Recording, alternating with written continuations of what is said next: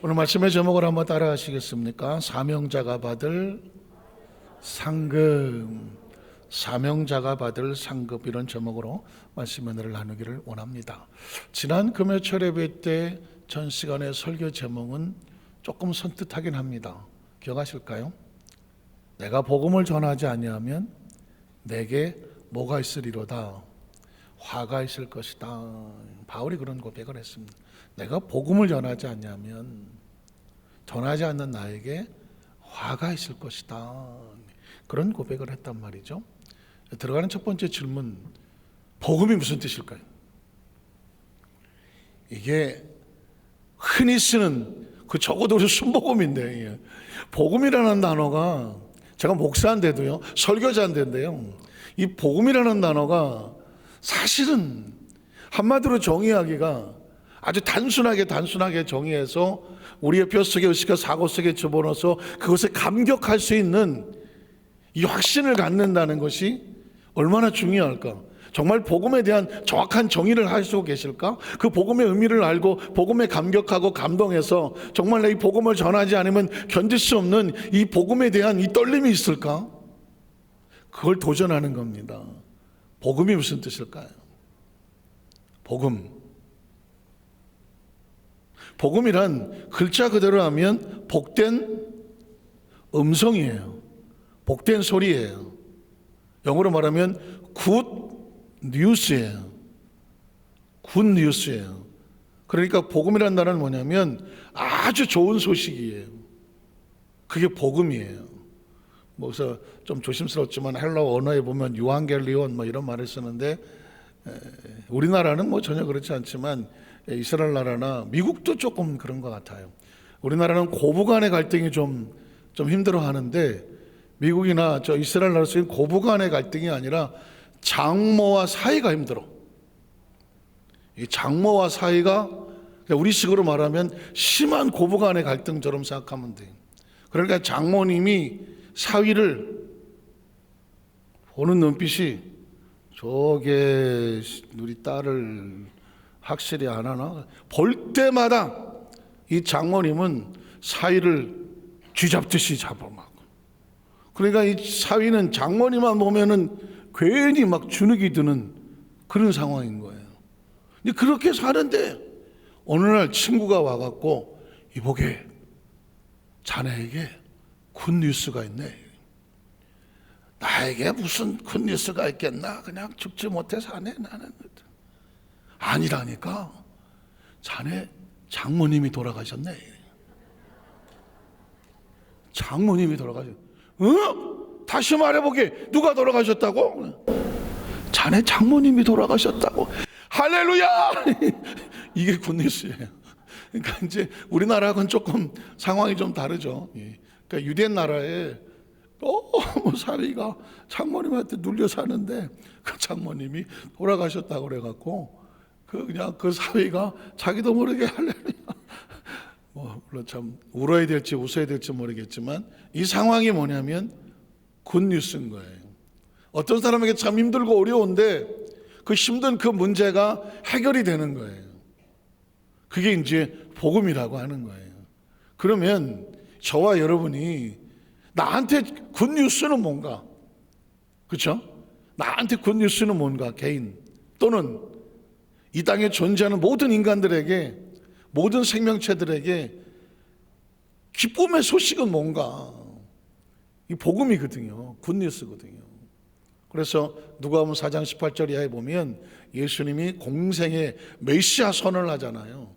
주의 영이 나에게 임하셨으니 그 주의 은혜의 복을 선포하고 포로된 자를 자유하게 하고. 그러니까 포로되어 있는 사람은 뭐 하기를 원해요? 나오기를 원하지. 또 눌린 자도 자유케 하기를 원하고, 병든 자를 낫게 하기를 원하고, 가난한 자에게 복된 소식이 뭐예요? 가난에서 나오는 거거든요. 주의 은혜의 해가 뭐예요? 신년이라고 말하는 49년 동안 어떤 사람에게 땅을 팔았던 뭘 팔았던지 이스라엘 나라에는 영원한 소유권이 넘어가지 않아요. 땅을 팔았다면 49년 동안은 그 사람이 쓰는 거예요. 50년째 되면 그 땅을 다시 찾을 수가 있어. 그러니까 49년 동안인데 이보게 내년이 며칠 안 남았는데 내년이 자네에게는 신년이네. 그럼 어떡하는 거야? 아이고 내가 이랬던 걸 다시 찾게 되잖아. 그런 좋은 소식이 어디 있어요? 기쁨의 소식이라는 거거든요. 그래서 예수님이 땅에 오셔서 메시아가 우리에게, 메시아는 뭐냐? 우리에게 굿 뉴스를 주시는 분이거든. 예수님이 이 땅에 오셨을 때 보라 이 땅에 너희를 위해서 구주가 나셨으니 큰 기쁨의 좋은 소식을 너희에게 전하노라. 예수님은 이 땅에 큰 기쁨의 좋은 소식을 전하러 오신 분이거든요. 그러면 저와 여러분이, 제가 여러분의 도전을 드는 게 뭐냐면 이 복음에 대한 정확한 인식을 가졌잖아요. 하나님이 우리에게 예수를 통해 주시는 좋은 소식이야. 그런데 그 좋은 소식이 내가 듣기에 좋은 소식이어야 되잖아요. 우리나라한테 이보게 자네 장모님이 돌아가셨네. 우리나라 사람들은 별로 반응이, 아니 우리 장모님 돌아가시면 안 되지. 맨날 씨암탉도 잡아주시고. 장모 사랑은 사위다. 그래서 우리나라 장모님들은 사위를 아이고 우리 김서방 이서방 왔나 하잖아요. 그런데 그 사람에게 자네 장모님이 돌아가셨네 해봐. 그러면 아이고 그건 복음이 아니잖아요. 중요한 건 예수 그리스도가 이 땅에 오셔서 우리에게 주시는 그 복음의 음성이 정말 나에게 좋은 기쁨의 소식으로 받아들이는 사람이 크리스찬인 거예요. 전 여러분에게 그걸 도전하는 겁니다. 예수님을 구주로 믿고 내가 예수님 안에서 이 복음을 받았나? 나에게 큰 기쁨의 좋은 소식이 있나? 그 설레임이 있나? 감동이 있나? 감격이 있나? 라고 묻는 겁니다. 묻는 거예요.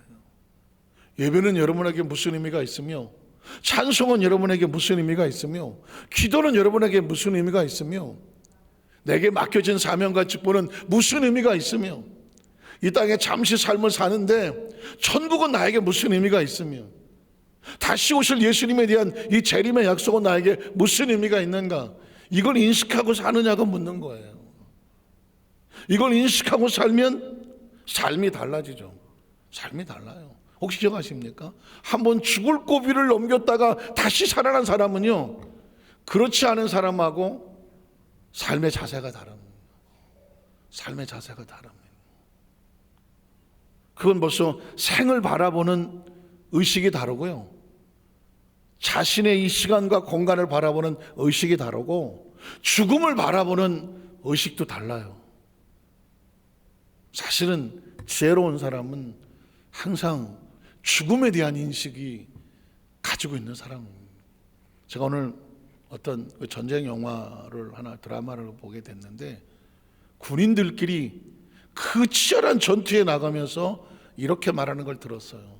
우리는 조국을 위해서 이 전장에서 싸우다 죽는 것을 영광이라고 생각한다.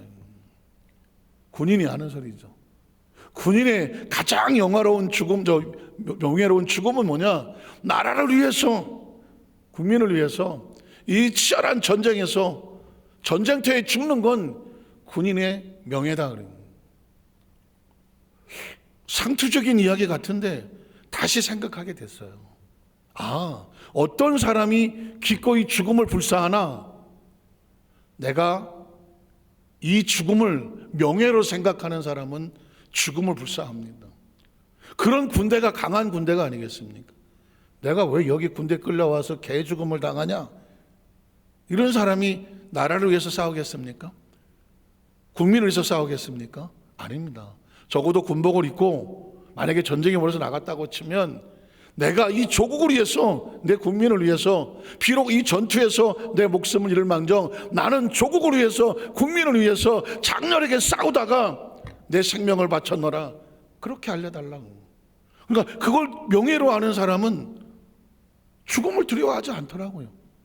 그리고 이 전쟁에 나와 있는 걸 프라이드로 여기고 자랑스럽게 여기고 싸우자 나가더라고. 그게 군기요 사기 아니겠습니까? 크리스천은, 아니 나는, 나의 죽음은 어떤 죽음이어야 되나 생각해 보셨습니까? 어떻게 죽고 싶습니까? 어떻게 죽고 싶은가요? 한 번도 그런 거 생각 안 해보시지 않으세요? 나 생각해 봤다. 나는 어떻게 죽을 거다. 아니 생각보다 젊으신, 아마 보나마나 죽을 고비를 한번 넘겨보셨죠? 넘겨보셨나요? 아니 먼저 손 드신 분, 우리 자매님 죽을 고비를 넘겨봤어요? 지금 질문하는 게 죽을 것 같아요 아주. 아유, 저 깜짝 놀랐어요.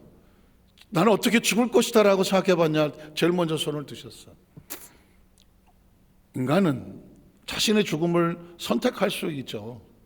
물론 그냥 뭐 오래 살다가 그냥 자연스럽게 노화되어 수명을 다하고 이게 자연적인 자연사겠죠. 그러나 어떤 사람의 죽음을 스스로 선택할 수 있다고 하면 적어도 불명예스럽게 죽고 싶진 않잖아. 불명예스럽게 어떻게 비명 행사 이런 건 하고 싶지 않잖아. 내가 이 땅에 태어나서 내 마지막 사명이 언젠가 내 생명을 놓아야 한다라고 하면 기꺼이 자신의 죽음이 뭐 이렇게 무슨 애국 순혈 열사같이 뭐 그렇게 거창하진 않더라도 그의 죽음은 헛되지 않았다, 고귀했다, 중요한 거 아니겠습니까? 제가 이렇게 말씀을 드리는 이유는 뭐냐면, 크리스찬은 과연 이 땅에 살면서 나는 무엇에 내 목숨을 기꺼이 내어놓아도 자랑스럽게 영광스럽게 생각할 수 있을까? 그거가 되는 사람이 순교를 하는 거죠. 그거가 되는 사람 순교를 하는 것이고, 그거가 되는 사람들이 기꺼이 예배를 지키는 것이고, 자기 맡겨진 사명을 지키시는 거고, 하나님과의 관계를 지키려고 몸부림을 치는 거 아니겠습니까? 몸부림. 이게 뭘 하는 사람이냐면 복음을 받은 사람의 자세예요. 이 정도까지 생각과 사고를 가지고 이런 마음의 준비가 되어 있는 사람이 복음을 내가 받은 사람인 거예요. 그러면 복음을 받은 사람이 뭘 해야 돼? 복음을 전하는 거죠.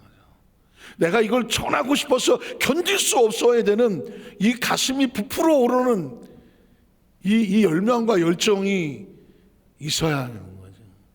진짜 좋은 소식을 내가 여기에 받은 사람은 이건 못 견디는 거 아닙니까? 이걸 전하고 싶어서 견딜 수 없어야 되는 거 아니겠습니까? 그래서 그 얘기를 하는 거예요. 내가 이 복음을 전하지 않으면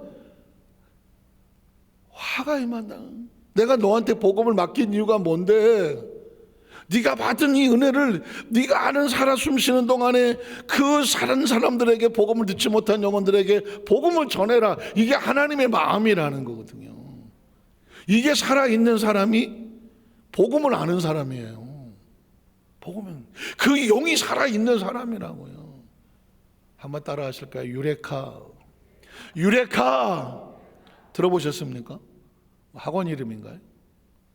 뭐 옛날 얘기죠. 뭐 수학 시간에 알키메데스의 원리라고 하는 왕이 금관을 만들었는데, 이게 그 순금인지 아니면 다른 게 뭐 섞였는지 알 수가 없는 거예요. 알키메데스에게 야, 이것 좀 알아봐 달라. 세상에 여기 종이 있는데 이게 순금인지 여기에 뭐 합금이 섞였는지 이거 어떻게 알겠어? 그래서 뭐 골치가 아파갖고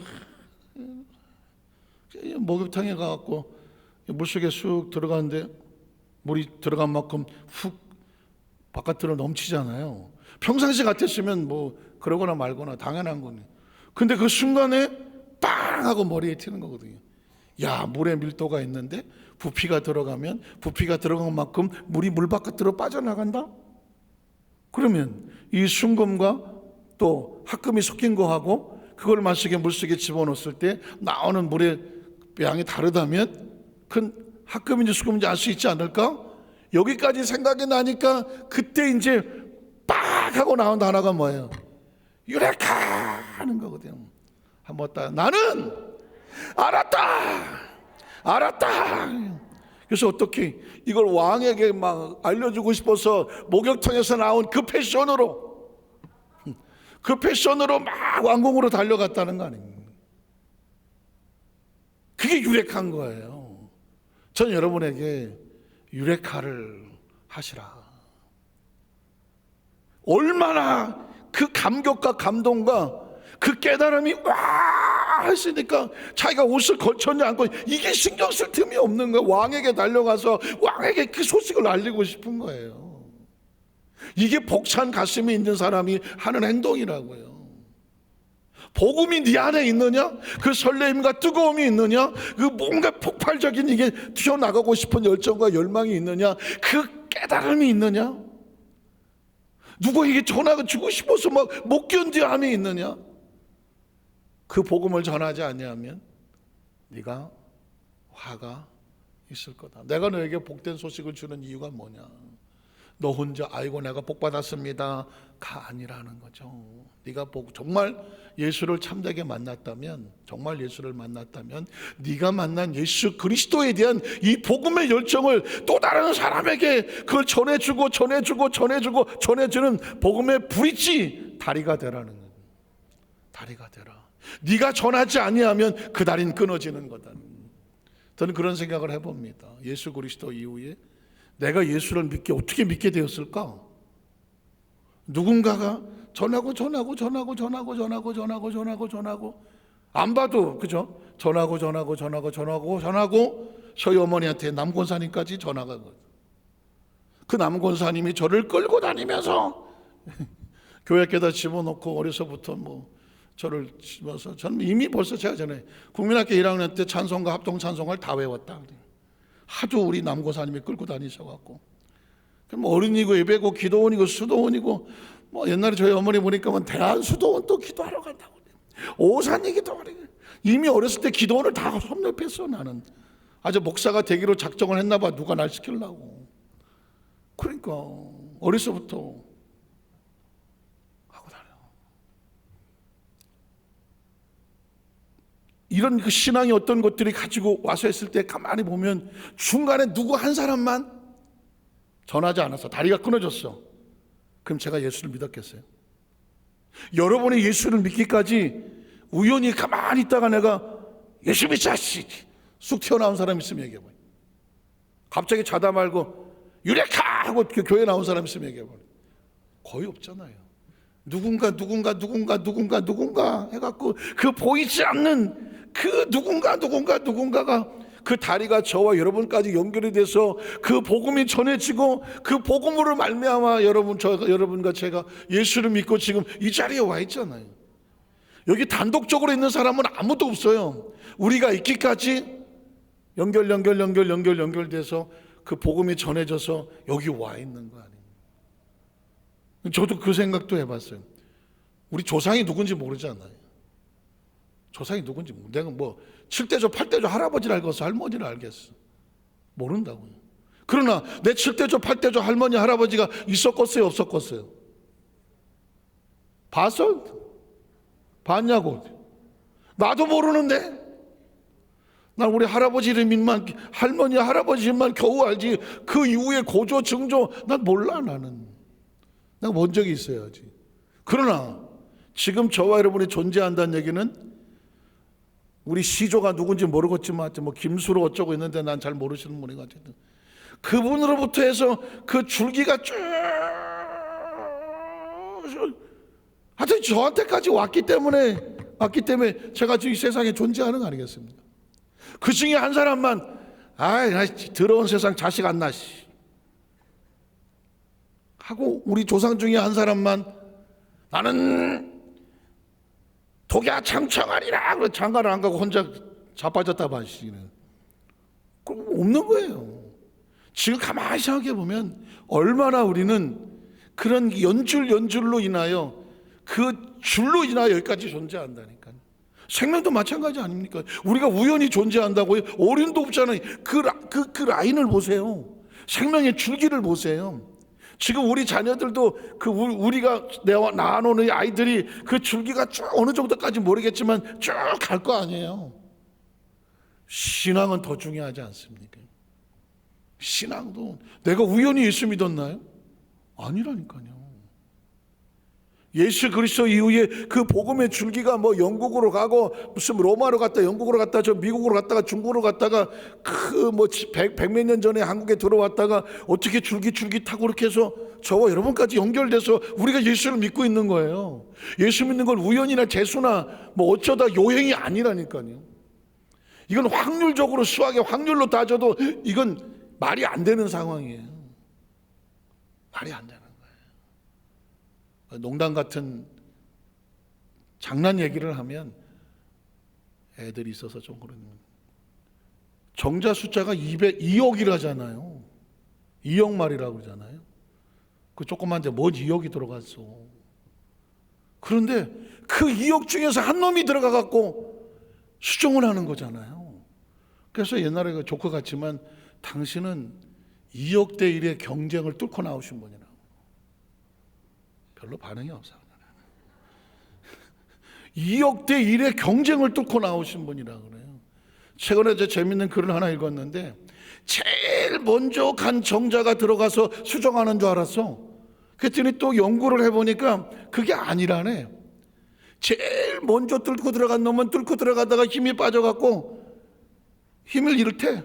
그럼 두 번째 들어가던 놈이 그 틈을 이용해서 쑥 들어가갖고 그게 수정을 하는 거래요. 그러니까 저와 여러분은 그 놈이야. 앞에 간 놈이 열심히 뚫어갖고 이게 이제 길은 열어놨는데 지쳐서 이렇게 있을 때 바로 뒤에 있다가 쑥 들어가갖고 수정을 한 거야. 그러니까 저와 여러분은 그 놈이야. 먼저 들어간 놈은 어떻게 되는지 몰라 나는. 그 우리 앞에 누군가 그렇게 하는, 난 참 그래서 그 책을 읽다 보면 야, 존재 자체가 이건 신묘막측한 거예요. 우리가 존재한다는 자체가 이게 말이 안 되는 거예요. 그냥 우리만 하더라도 2억 대 1이야. 그러면 조상 줄기를 타고 내려와서 한 다리 건너면 2억인데 두 다리 걸리면 4억이고, 말도 안 되는 숫자 속에서 우리는, 이건 확률적으로 되는 게 아니에요. 요행과 재수가 아닌 거예요. 이건 하나님이 만세전에 창세전에 예정하시고 택하시고, 지난 에베소에 있는 것처럼 하나님의 기쁘신 뜻을 위하여 예수 그리스도의 피값으로 사셔서 너의 존재가 하나님의 영광과 뭐가 되라? 찬송이 되게 하려 함이라는 겁니다. 그래서 오늘 제가 이제 이 말씀을 들어가기 전에 복음을 전하지 않냐면 내가 화가 있을 거다라고 한 얘기는 뒤집어 말하면 너라고 하는 존재의 목적은 복음을 위해서 있는 거야. 너의 모든 것은 복음을 위해서 있는 거야. 복음을 위해서 2억 대 1을 뚫고 나온 거고 4억 대 8억 대 뚫고 지금까지 수천 년을 걸쳐서 우리가 존재하고 있는 거예요. 하나님께서 우리를 향하신 바람이 그건 거예요. 그리고 이 땅에 그런 100년 안쪽의 삶은 그 시간은 기회인 거예요. 기회. 복음을 위해서 복음을 전할 수 있는 기회인 거예요. 어떤 위치를 줬다면 그 위치에서 복음을 전해라. 물질을 줬다면 그 물질을 가지고 복음을 전해라. 어떤 달란트를 줬다면 그 달란트를 가지고 복음을 전해라. 네가 너에게 아시고 누군가의 만남을 줬다면 그 만남을 통해서 복음을 전해라. 그리고 어디서 만나자? 이 땅에 수명을 다하고 하늘에서 만나자. 적어도 그런 인식을 가지고 하루하루 아침을 맞고 열심히 땀 흘려 헌신을 하고 저녁에 잠을 들면서 오늘 하루 일과를 마쳤구나, 자고 나서 다시 일어났을 때 오늘 하루 나에게 주어진 의미는 무엇인가? 복음을 전하지 않으면 내가 복음 맡은 자로서 하나님 나에게 화를 입게 하시겠다? 물론 화를 입게 하시겠어요. 그러나 복음을 맡은 자가 맡은 자의 사명을 감당하지 아니하니 마치 땅속에 처박아 놓은 악하고 게으른 종과 같아서 착하고 충성된 종에게 주어야 될 그 상급을 못 받으니 그 자체가 화가 되는 거 아니겠습니까? 오늘 이 사명을 가진 바울이 나의 상급은 무엇인가? 그러면 이 복음을 위해서 헌신하는 그 사명자들에게 하나님의 상급은 뭘까? 이제 우리 성도들이 이제 눈치가 빤하잖아. 아이고, 목사님이 제목은 사명자가 받을 상급이라고 해놨는데 복음만 가지고 지금 딱 보니까 한 20분을 하신 것 같은데, 첫째로 둘째로는 언제 하시려고 잘하시나? 그러면서 이제 저를 쳐다보시는 거죠. 근데 제가 또 눈치가 좀 백자잖아요. 그래서 뭐 첫째 떼지만 하고 끝나면 되는 거죠. 전 절대로 시간을 넘지는 않습니다. 그래서 첫째 떼지만 하나 보겠습니다. 첫째로 복음을 위하여 자신의 권리를 절제하는 것 자체가 상급이라고 말하더라. 읽어보겠습니다. 18절에 보면 그런즉 바울이 말합니다. 내 상이 뭘까? 내 상이 뭘까? 내가 복음을 전할 때에 어떤 대가를 바라지 아니하고 헌신하고 희생하고 그래서 값없이 전하고 그리고 복음으로 말미암아 내게 있는 권리를 다 쓰지 않는 이것 아니냐. 나도 인간이야. 나도 남자야. 나도 로마 시민이야. 나도 배울 만큼 배웠어. 나도 이런 정당한 대우를 받고 싶어. 내 권리가 있어. 그러나 복음을 위해서 내가 기꺼이 이 사람에게 이거 내려놓아야 된다면 이거 내려놔주고 저 사람에게 이거 내려놔줘야 된다면 저 사람 내려놔주고 이 복음을 위해서 이 사람에게 맞춰줘야 된다면 내가 이 사람에게 맞춰주고 복음을 위해서 내가 이 사람에게 맞춰줘야 된다면 이것도 맞춰주고 하면서 나를 스스로 절제하며 하나님 앞에 나를 주장하지 아니하고 오직 복음만 증거되기 위해서 내가 헌신했던 모든 것 그렇게 할 수 있는 것 자체가 하나님 보시기에 나에게는 뭐가 될 거다? 상급이 되게 하실 거라는 겁니다. 말씀을 정리하겠습니다. 이런 거죠. 혹시 아십니까? 교도소에 가서 이제 설교할 때가 저도 이제 목회자로서 처음 설교하러 간 게 교도소였어요. 안양에 가면 감별소라는 곳이 있어서 감별소는 뭐냐? 저도 참 몰랐는데 처음 갔던 거니까 이제 그때 뭐 내가 보기에 중학교 아이들 같아. 여자아이들, 남자아이들.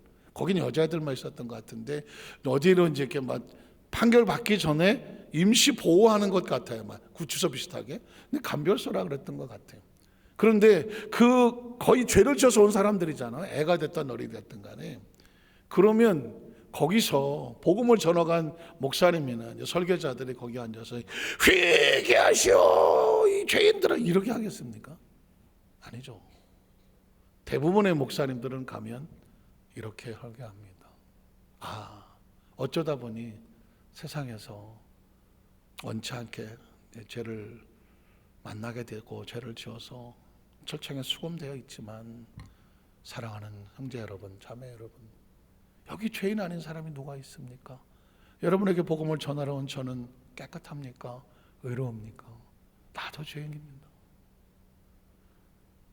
같은 입장이 되어주는 거죠. 나도 죄인입니다. 그러나 나 같은 죄인을 예수님께서 용서하시고 회복하게 하시고 구원의 은총을 주셔서 그 은혜로 살아갑니다. 오늘 비록 감옥에 있어서 이런 어려움을 당하지만 여기서 예수를 만나서 그 죄를 예수 앞에 고백하고 회개하고 새로운 은혜를 얻고 형기를 잘 마치고 나갔을 때는 그 예수를 만난 새로운 생명으로 살아가기를 하나님께 소원하십니다. 이렇게 하면 뭐야 목사야? 그래서 우리한테 무슨 설교하려고 이러고 하고 있다가 나도 죄인입니다 하고 자신을 그분의 입장에 대해서 그 마음을 만지고 그렇게 같이 은혜를 나누면 아무리 흉폭한 감옥에 있는 죄수나 사형수라고 할지라도 그 사람들의 마음이 울림이 되는 거죠. 그러니까 이 복음을 전하는 설교자뿐만 아니라 모든 전도자들은 나를 주장하지 아니하고 그 사람의 형편과 처지에 맞춰서 복음을 어떻게 그 사람에 맞게끔 전할 수 있을까? 그 자체가 맞춰지고 애쓰고 노력하는 헌신한 그 모든 것이 하나님의 보시기에는 그게 다 상급받을 만한 거죠. 비록 내 의지를 내려놓고 자존심을 내려놓고 위치를 내려놓고 내 어떤 것을 내려놓고 그 영혼만 바라보고 가서 사모하는 마음으로 했을 때 그게 상급은. 오늘 크리스찬들은 저와 여러분들 모두를 포함해서 좌우에 계신 모든 분들을 영혼으로 바라보고 긍휼로 바라보고 그래서 그 사람의 상황에 맞춰 나를 주장하지 아니하고 같이 더불어 공동체 안에서 마찬가지고 바깥에 나가서 믿지 않는 영혼을 만날 때도 어떻게 하든지 그 영혼을 살리는 곳에 나의 것을 나의 권리를 기꺼이 내려놓을 수 있는 그런 낮은 마음으로 다가선다면 그것 자체가 하나님 보실 때는 하나님 사명자에게 받을 축복의 근거가 되게 하시는 저는 우리 유두수반짝교 모든 성도들 삶의 현장 가운데 평생 사시는 동안에 내가 복음을 위해서 기꺼이 자신을 낮추고 때로는 헌신하고 손해보는 것 같고 그리고 참아주고 견뎌주고 그 영혼을 붙잡아서 하나님께로 인도하는 그 모든 과정, 시간, 공간, 열심, 열정, 열망, 때로는 물질과 그 모든 것들이 하나님의 아름다운 상급으로 귀하게 우리 성도들 가슴 속에 또 삶 속에 채워지시기를 주의 이름으로 축복합니다. 기도하겠습니다. 하나님 아버지 감사합니다.